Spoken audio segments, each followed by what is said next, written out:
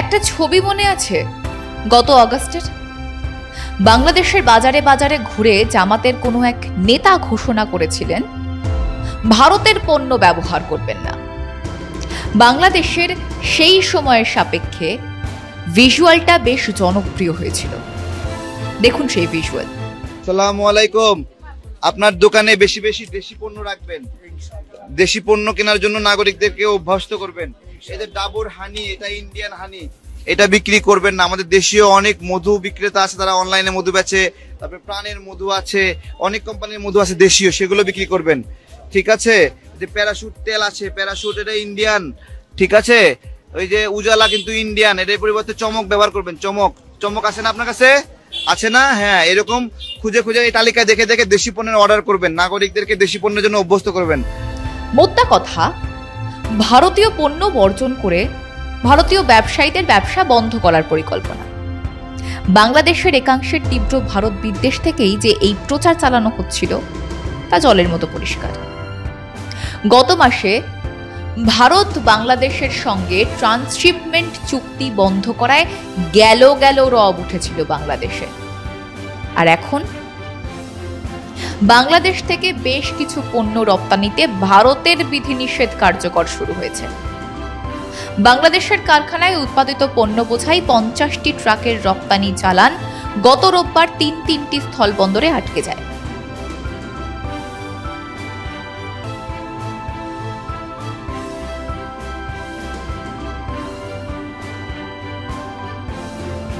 নমস্কার, আমি তপজা, আপনারা দেখছেন মাধ্যম। আজকের বিষয় বাংলাদেশের ভারত বয়কট ডাকের উত্তরে বাংলাদেশকে কি এবার সম্পূর্ণভাবে বয়কটের পথে ভারত?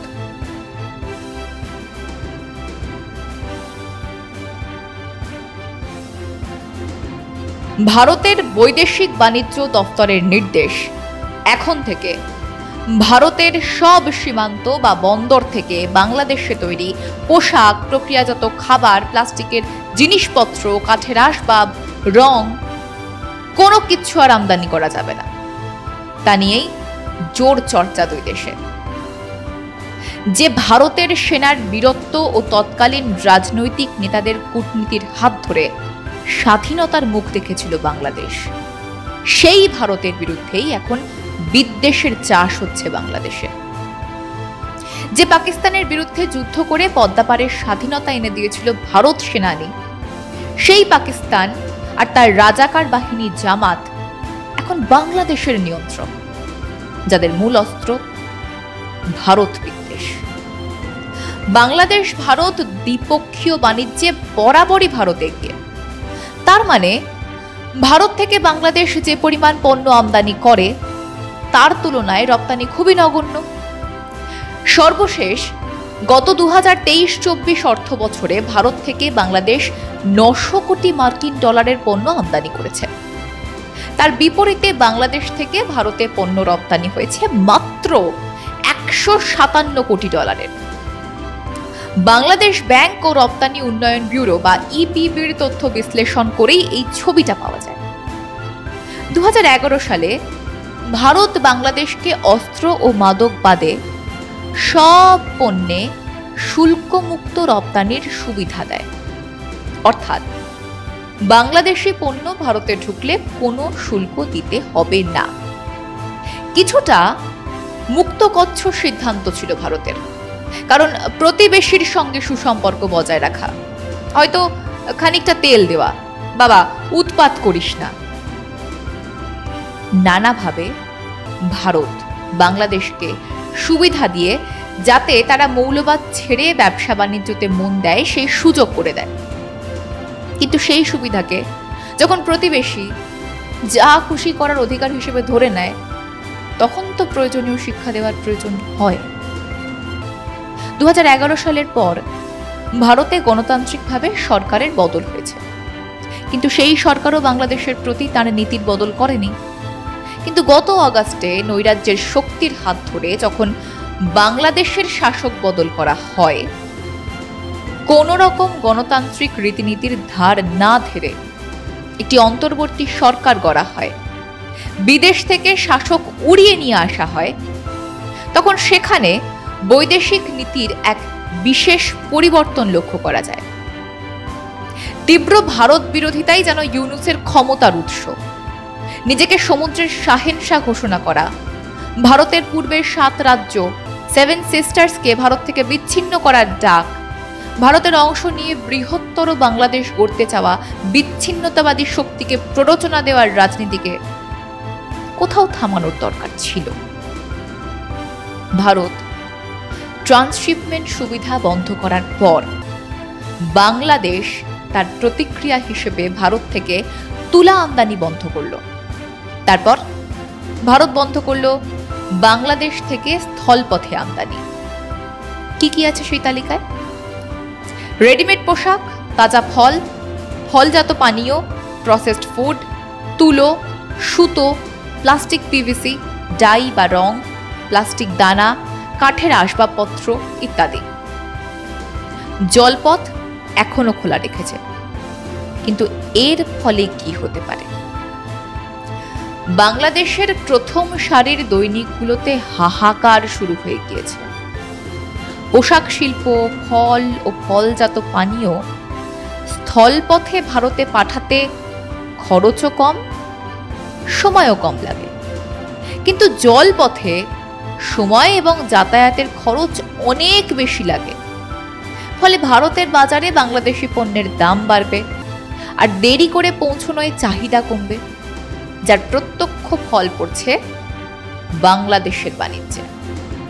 সঙ্গে আরো একটা কাজ করেছে ভারত সরকার, যা নিঃশব্দে এগোচ্ছে। ইউনূস আসার পর থেকে ভারতে উত্তর পূর্বাঞ্চলের 7 রাজ্য 7 সিস্টার্সে পণ্য পৌঁছতে ভারত বাংলাদেশের করিডোর ব্যবহার করত, জানিয়ে বাংলাদেশের মানুষকে খেপিয়ে তুলছিল তদারকি ইউনূস এবং তাঁর উপদেষ্টারা। ভারত এখন অতি দ্রুত তৈরি করছে বিকল্প রাস্তা।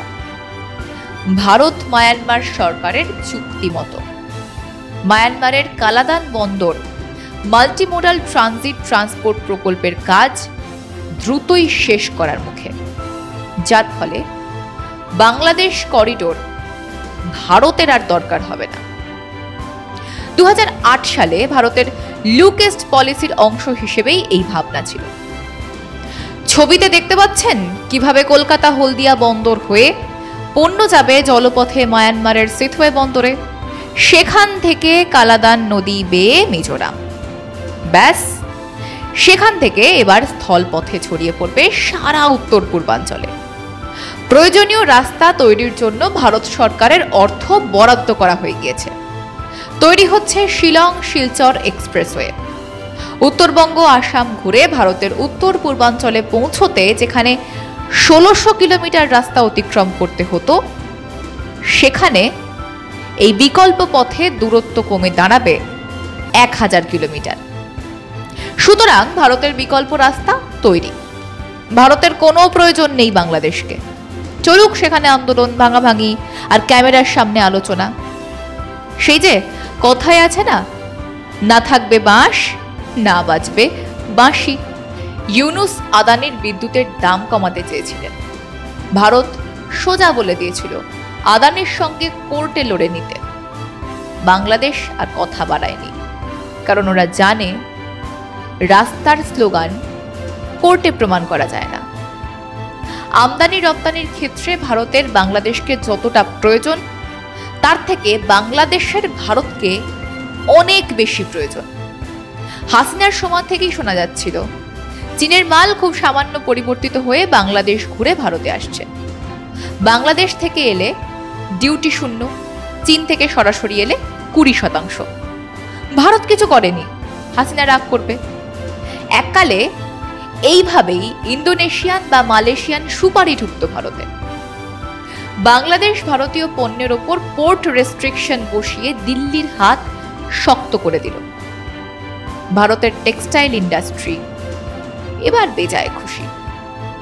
এবার দেখার সমুদ্রের শাহেনশার বাণিজ্যের দরজা আর কোন কোন পথে খোলে, কোন কোন পথে ভারত বিদ্বেষের আর কোন ফসল চাষ করেন নোবেল লরিয়েট। কারণ ইতিমধ্যেই দেশের বাণিজ্যিক গোষ্ঠীর ক্ষোভের মুখে বাংলাদেশের সরকার। চাপ বাড়ছে। কোন পথে সমাধান, সেটা ঠিক করতে হবে বাংলাদেশকে। ভারত হাত বাড়িয়েই আছে।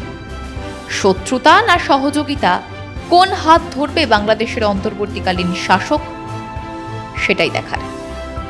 আজ এই পর্যন্তই। দেখা হচ্ছে আগামীকাল নতুন বিষয়, নতুন আলোচনায়। প্রতিবেদন সম্বন্ধে আপনাদের মতামত আমাদের কমেন্ট বক্সে জানিয়ে ফেলুন।